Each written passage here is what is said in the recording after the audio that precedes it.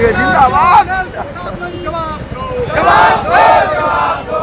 Rail में इतनी तानाशाही क्यों? रेल प्रशासन जवाब दो, जवाब दो, जवाब दो।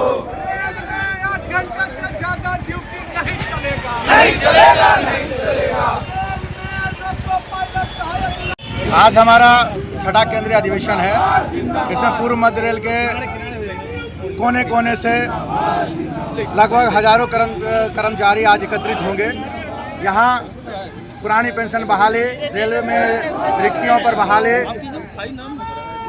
LDC open to all, track maintainer को 4200 ग्रेड पे तक पदोन्नति, जीडीसी में अनियमितता को नियमितीकरण, रेल कर्मचारी के माता पिता को पास एवं मेडिकल की सुविधा, 8वें वेतन आयोग में रेल कर्मचारियों को उचित मानदेय और भत्तों का निर्धारण, इन सब बातों को लेकर के अगर सरकार आपकी मांगे पूरी नहीं करती इसके बाद आप क्या कीजिएगा? सरकार यदि हमारी मांगे नहीं मानी जाती है तो हम लगातार आंदोलन की ओर अग्रसर हैं।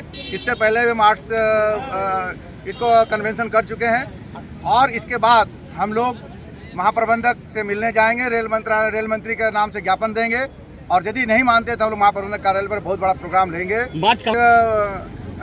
पटना जंक्शन के गेट डाकवाला चौराहा आकर होते हुए विद्यापति भवन तक जाएगी। मृत्युंजय कुमार, महासचिव east central railway employees union. हम लोग का मांग जो है सो मजदूर विरोधी काला कानून जो है और निजीकरण, निगमीकरण, रेलवे में लाखों पदों की बहाली, आउटसोर्सिंग, ठेकेदारी पदा पर रोक लगाना, LDC open to all, 4200 grade तमाम सवाल जो हम बोले हैं, सैकड़ों सवाल ऐसे हैं। कुछ मुद्दों को लेकर के सरकार से क्या मांगे रहेंगे, किस लिए आप लोग यहाँ पे बैठ रहे हैं सर? देखिए, सबसे पहले समझिए कि जो आज का जो मीटिंग है, इस सेंट्रल रेलवे एम्प्लॉइज यूनियन का जो मीटिंग है, ये जो है एक इकलौता जो संस्था है वो जीता हुआ है और कर्मचारियों को रिप्रेजेंटेशन कर रहा है। इस परिस्थिति में होता क्या है, इसमें बीजीएम में या टेलीविजन में क्या होता है, जो भी नया चुनाव नए टीम का जो गठन होता है, हम अवलोकन करते हैं कि किस दिशा में कर्मचारी को बेहतर है। आज निजीकरण है, ओपीएस है, ये मूल मुद्दा है। सबसे बड़ा मुद्दा है कि ओपीएस, एक व्यक्ति जब 30-35 साल रेल की सेवा करके या सरकारी सेवा करके जब रिटायर हो और उसको इतना पैसा अगर नहीं मिले तो पूरी जिंदगी अगर वो अपनी इस रेल में कराता है या और अन्य संस्थाएं में करने के बाद बुढ़ापे उसका अच्छा से ना बीते, ये कहीं से जायज नहीं है। सर, अगर सरकार ओपीएस नहीं देती है तो क्या आप लोग करेंगे, इसके बारे में थोड़ा बताएं। देखिए, ये जो चीजें हैं, ऐसा नहीं कहा जा सकता कि आज ओपीएस मुद्दा सिर्फ रेलवे का नहीं है जी। ओपीएस मुद्दा पूरे है और उसका एक संगठन है, हम लोग भी उसके समर्थन में हैं। ओपीएस के मुद्दे पर लगातार संघर्ष हो रहा है। ये संघर्ष बहुत जगह इसकी सफलता हमें मिली है। कई राज्यों में आप देखे होंगे कि ओपीएस फिर से लागू कर दी गई है। उसी दिशा में हम लोग भी उस संघर्ष को आगे कर रहे हैं और लोगों की आम चेतना को कि हमें ओपीएस क्यों जरूरी है उसके लिए मीटिंग।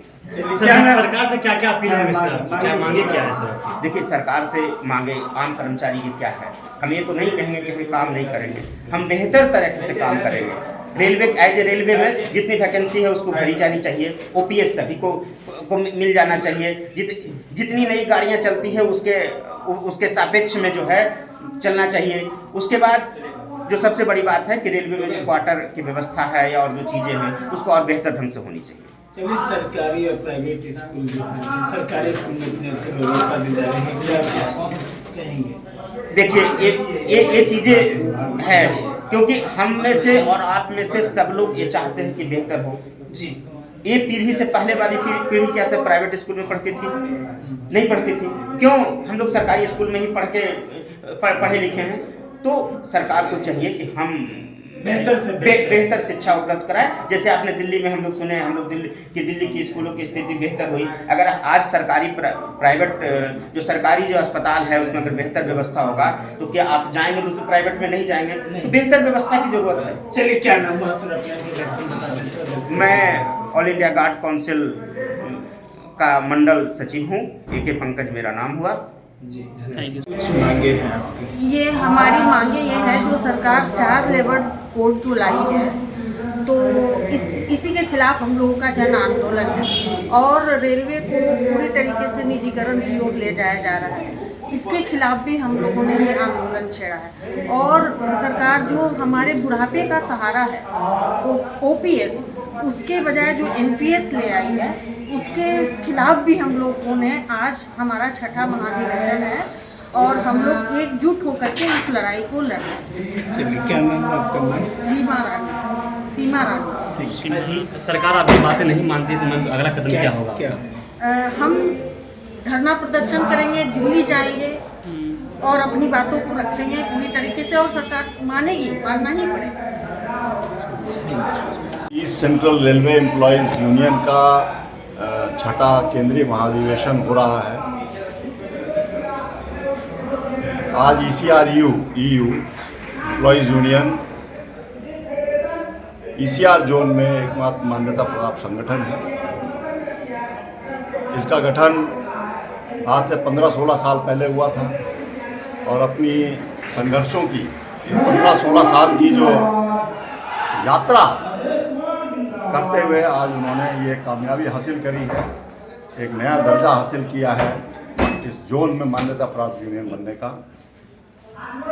ये रेलवे के कर्मचारियों का ने विश्वास जो ECRU पे दिखाया है, उसी के बदौलत आज यूनियन को मान्यता मिली है और ये जो विश्वास जताया है यहाँ के कर्मचारियों ने, रेल कर्मचारियों ने, उस पर ECRU को आने वाले समय में पूरा खरा उतरना होगा, उस विश्वास को और मजबूत करना होगा।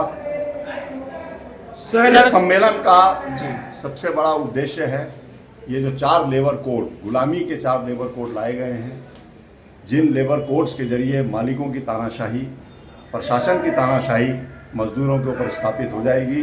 इन 4 लेबर कोडों के खिलाफ जो देश भर में लड़ाई चल रही है मजदूरों की, उसके साथ एक मजबूत एकता और इस लड़ाई को और आगे बढ़ाना। सर, आपके साथियों लोग का डिमांड है कि OPS और लाया जाए। हाँ, उसके अलावा आप जानते हैं कि इस देश में NPS के खिलाफ पूरा आंदोलन चला था, ज़बरदस्त आंदोलन चला है, जिसके चलते कई गैर भाजपा सरकारों को NPS को वापस लेना पड़ा। OPS पुरानी पेंशन योजना है जिसको कि कर्मचारी चाहते हैं उसकी बहाली, ओल्ड पेंशन स्कीम, जिस पेंशन स्कीम के तहत उनको एक पूरा पेंशन का अधिकार मिल रहा था, उस पेंशन का अधिकार NPS के माध्यम से छीना गया है और सरकार ने दबाव में आके NPS को UPS बना दिया, लेकिन वो यूनिफाइड पेंशन स्कीम, लेकिन उसमें भी ये जो OPS का अधिकार है वो हासिल नहीं हो पा रहा है। तो ये एक बड़ी मांग, OPS की बहाली, 4 लेबर कोडों को रद्द करना और निजीकरण का जो हमला है इसको रोकना, ये इस सम्मेलन की प्रमुख सवाल है। मेरा नाम राजीव डिमरी है और मैं AICCTU का एक्टू के नाम से जो जाना जाता है उसका राष्ट्रीय महासचिव। Thank you.